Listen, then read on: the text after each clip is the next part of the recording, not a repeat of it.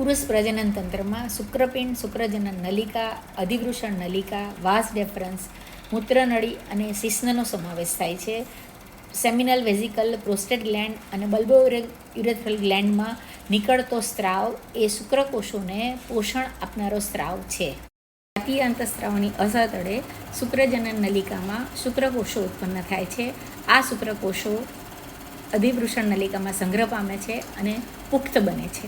શુક્રપિંડની પાછળ રહેલી અધિવૃષણ નલિકા હવે વાસ ડેફરન્સ તરીકે ઇન્ગ્વેનલ કેનાલમાંથી પસાર થાય છે. વાસ ડેફરન્સ આગળ મૂત્રાશયની પાછળની દિવાલથી પસાર થઈ સેમિનલ વેસિકલમાં રહેલી સેમિનલ વેસિકલની ડક્ટ સાથે જોડાઈને ઇજેક્યુલેટરી ડક્ટ બનાવે છે.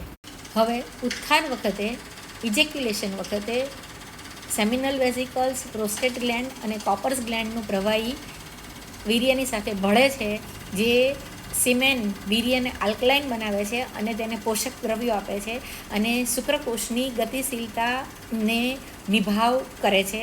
આ શુક્રકોષો એ વીર્ય દ્વારા મૂત્રનળી દ્વારા વીર્યસ્ખલન વખતે બહાર સ્ખલન પામે છે. શુક્રકોષની જર્ની એ શુક્રજનન નલિકા, એપિડિડિમિસ, વાસ ડેફરન્સ, ઇજેક્યુલેટરી ડક્ટ અને મૂત્રનળી દ્વારા બહાર સ્ખલન પામવાની છે.